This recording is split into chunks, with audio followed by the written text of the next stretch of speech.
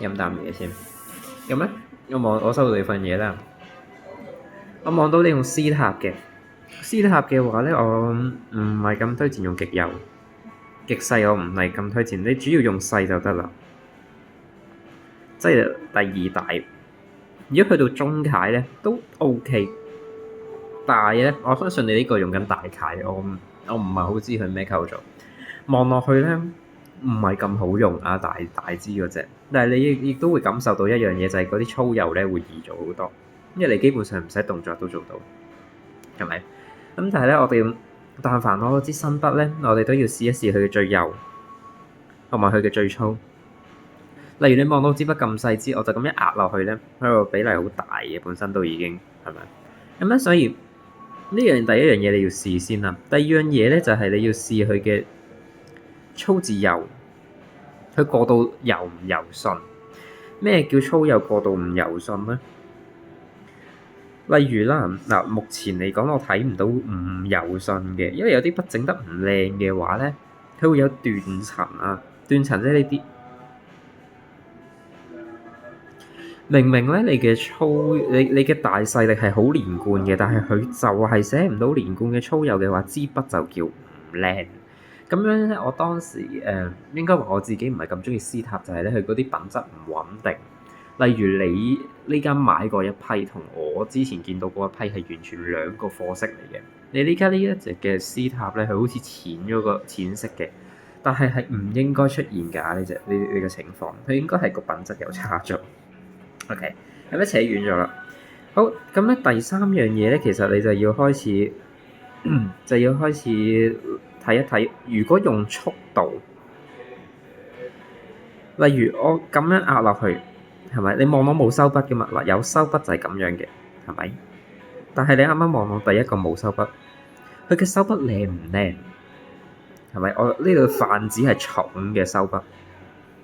如果佢靚嘅話咧，就代表佢嘅筆頭質量大概都冇咩問題，同埋佢夠汁，係墨水量夠。OK，咁咧睇你嗰支筆咧，因為你冇乜點樣重壓收筆，所以我都唔係好睇得出你支筆靚唔靚。但係咧有啲手震就真嘅，係咪有少少突然間呢度褪咗一下？咁樣嘅話咧，我大概揀啲簡單少少嘅字出嚟同你講先啦，尤其是筆畫比較少嘅，我會 focus 喺好。例如個手字，話唔講結構啊，唔講結構，我就係講佢嗰個用筆啫。你個點咧，你可以勇敢地壓好少少。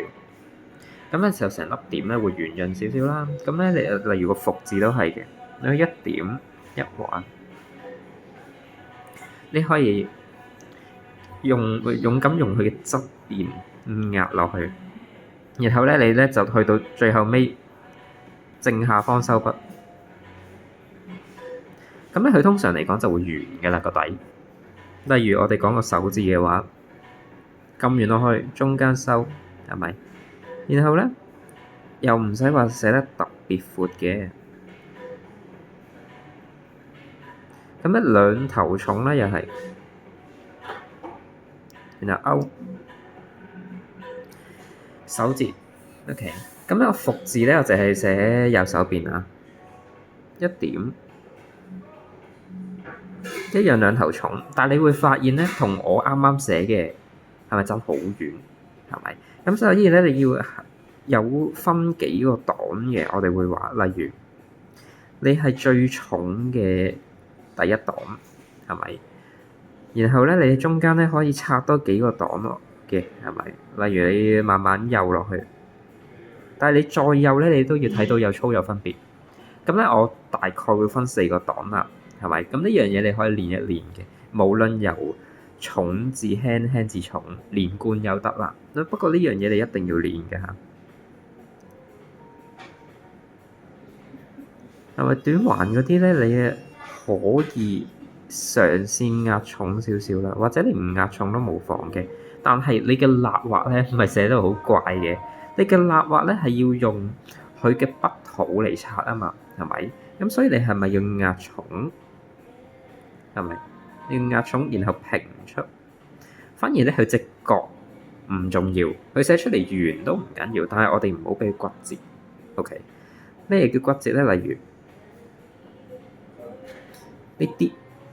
呢啲我哋會叫骨折。如果你其實好簡單咁，直接由輕至重，然後平出咧，其實就已經做到一個叫 OK 嘅辣㗎啦。OK，咁咧再複雜啲嘅話，你可能要推一推個角度，就係我哋落去嘅時候，一路行一路推，然後平出，係咪？咁咧你就會望到隻角咧就會明顯少少，佢會平啲。但係咧，如果話我哋啱啱一開始嘅寫得簡單啲嘅話，其實你可以唔使做咁多動作。OK，咁咧就到個飛字，飛咧我哋就咁普通寫扁嘅都得嘅啦。不過例如你想寫一撇嘅，係咪？咁咧你都要注意翻佢嘅頭重啊。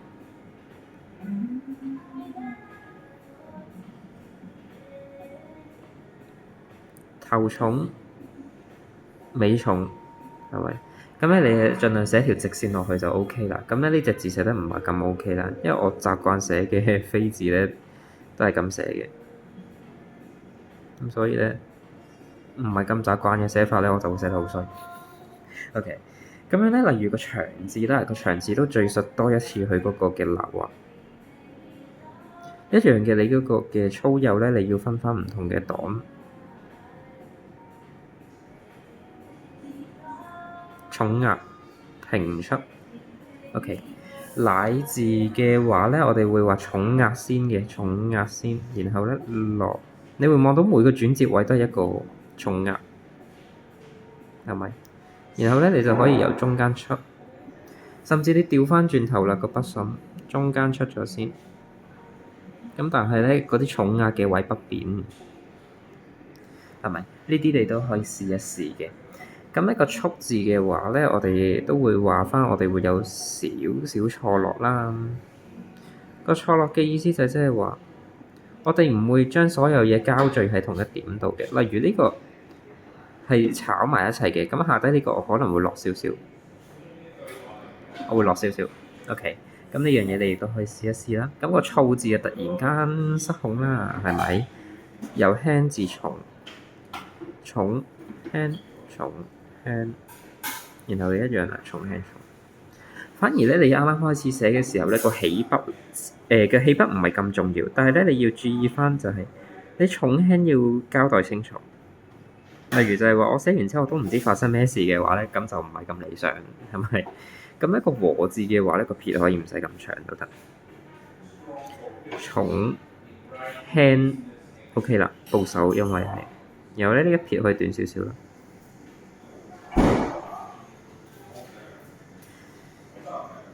兒字嘅話咧，我哋會話係倒梯字嚟嘅。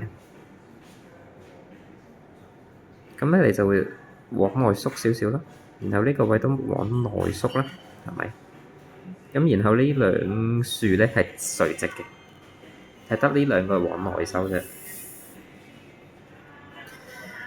個多字遲啲先講，我覺得寫得幾好嘅。例如你個悶字啦、制字啦、老字啦。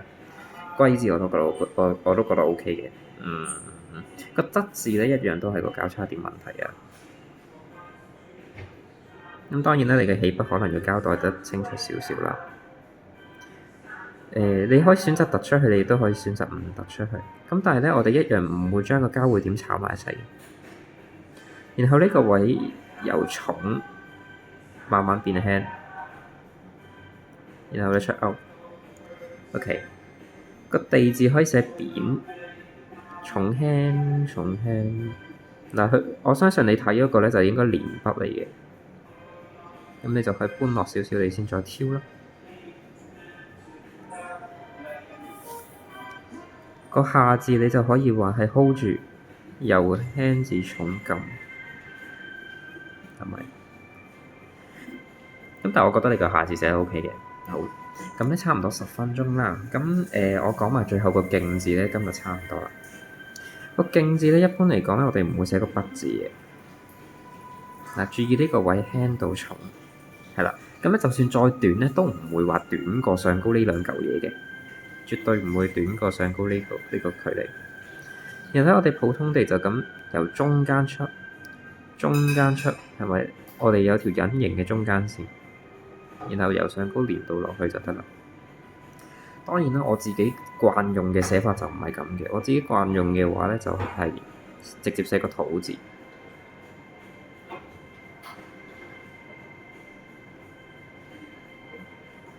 咁咧，我平時就咁寫就算嘅啦。咁當然你亦都可以選擇話我直接寫3點，係咪都 OK 嘅？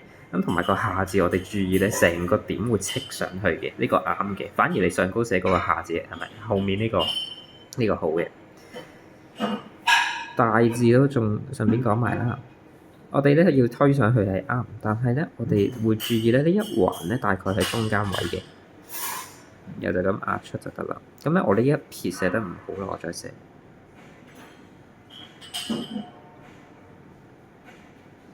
係咪？我哋要俾個頭咧，俾翻少少距離佢，俾翻少少高度。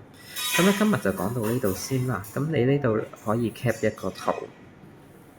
咁咧注意練翻呢三個，同埋咧，我覺得結構咧暫時都未使話做主要目的住先。我哋可以練一練啊，即係稍微同個支秀麗筆交流下先，再熟悉下支嗰支秀麗筆先。咁樣咧，因為我知道禮拜六即係。嗱，我今日禮拜5啦，因為我知道你聽日會上堂，咁所以咧，我聽日都會再講一講你嗰個秀麗筆嘅。咁最好攞埋支秀麗筆落嚟一齊講會好啲。